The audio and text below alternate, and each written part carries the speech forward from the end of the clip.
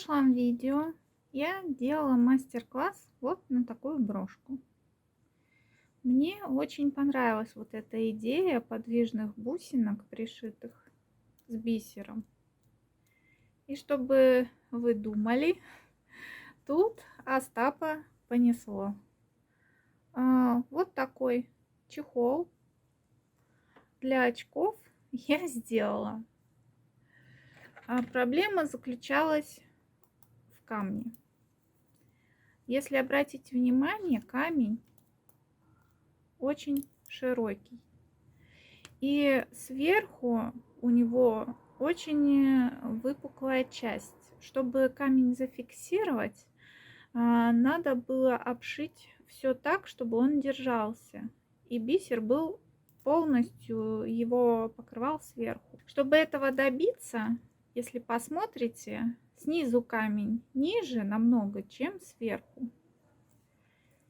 И я придумала такую идею. Я взяла один ряд из бисера и прошла только наполовину. Вот отсюда и до сюда, сверху. И отсюда, где я закончила, я начала в обратную сторону новый ряд. У меня половинка вот эта была дополнительным рядом, но снизу этой половинки не было. Таким образом, бисер у меня полностью оплел камушек, но снизу было на один ряд меньше. Хочу добавить, что у меня здесь пришиты кристаллы асимметрично. Это специально так придумано, потому что делать симметрично для меня было слишком скучно. Затем я начала пришивать бусинки. Сначала снизу, вот до сюда, потом сверху. Но сверху я дошла до кристалла, и мне показалось, что сюда можно добавить еще один кристалл. И затем вот это место я снова сделала бусинами и бисером. Край я решила обработать так же, как и у брошки.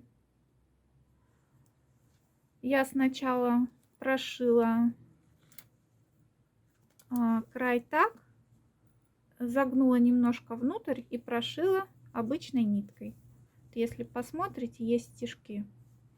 Затем я вырезала кусочек фетра внутри, сопоставила и прошлась бисером. Это английская обшивка края бисером, самая обычная. Но за счет того, что бисер крупный, выглядит таким образом. Еще бисер добавила вот здесь, когда пришивала фермуар, мне показалось так эстетичнее. И внутри, до того, как пришивать фермуар, я приклеила вот такую ленточку, чтобы прикрыть стежки, так, чтобы и внутри выглядело эстетично. Здесь бархат выбран для мебели. Вот такого плана. Это обрезки, которые я купила в магазине. Можете в любом тканном магазине найти такие обрезки. Этот кусочек я использую как подложку когда снимаю видео. Фермуар здесь самый обычный, вот такой квадратный. Я его купила в Леонардо. Плюс сами бусины, которые я использовала, вот такие. Это вот остатки от этого, можно сказать, комплекта бусин. Я его покупала в Мелодии бисера. Дальше я использовала бисер Тоха, вот такой набор. Здесь, как вы можете заметить, и стеклярусы. Хотя стеклярусы я брала золотые из другого набора. У меня похожий набор еще был. золотистыми. Ну, золотистый такой, теплого цвета, желтый, коричневый, золотистый. Вот такой набор вы тоже можете купить в Леонардо или в Мелодии Бисера. Здесь еще я использовала жемчужинку. Я люблю добавлять жемчуг, мне кажется, он облагораживает композицию. И здесь как нельзя лучше смотрится.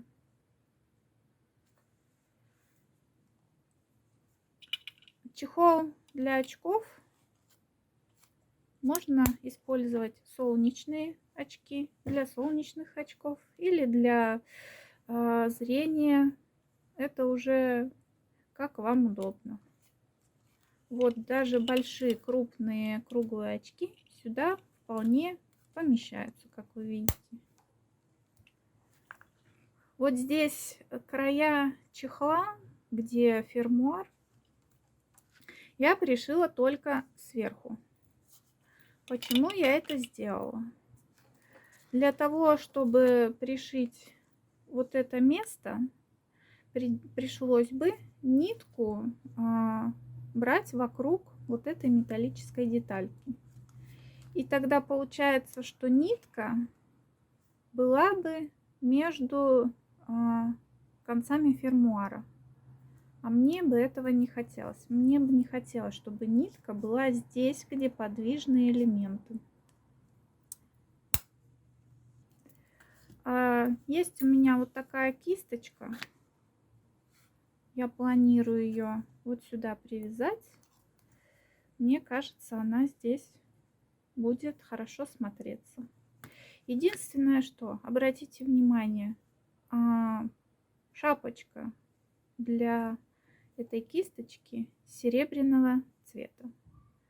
А я хотела бы золотую шапочку или бронзовую. Серебро сюда не очень подходит. Вот. Поэтому у меня идея появилась. Есть у меня вот такая акриловая краска. Сейчас я сниму шапочку и попробую покрасить эту шапочку вот такой акриловой краской. А затем я покрою вот таким цапан-лаком, чтобы краска не сошла быстро. Итак, вот налила я стаканчик водички, самой обычной из крана. Беру кисточку, это беличья кисточка, натуральный ворс, и аккуратненько, значит, убираю воду и покрываю с одной стороны. Акриловая краска, по идее, не должна бояться воды. Немножко края покрыть. Вот. Но чтобы зафиксировать цвет, я еще использую цапан-лак для этого. Так, а сейчас я покрываю цапан-лаком серьги. Такой момент. Бусина, смотрите, она, у нее дырочка неровная, она наискосок. Поэтому нужно как-то бусину зафиксировать, чтобы она не крутилась вокруг пина. И что я придумала? Я подумала, что можно просто покрыть цапан-лаком и таким образом зафиксировать эту бусину. И шапочка тоже высохла. И вот так она теперь выглядит. Сейчас я ее покрою цапан-лаком и покажу, что уже получается в итоге. Итак, несмотря на то, что был это своего рода экспириенс, вот так все получилось. Как вам? Оставьте свои комментарии, что вы думаете по этому поводу. можно ли таким образом поступать с металлическими изделиями. Вот. И сережки я уже собрала. Вот так это получилось.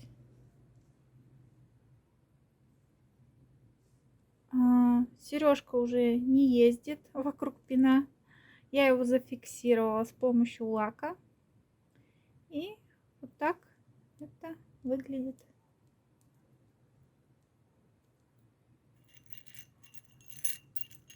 Так, еще вторую покажу вам.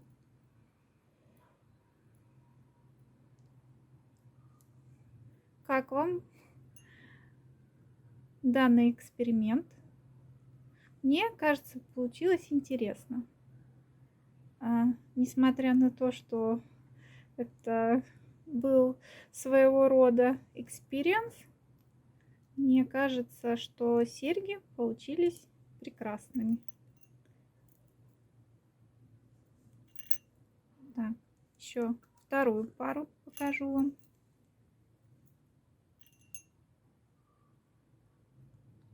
Вот такие осенние листочки получились.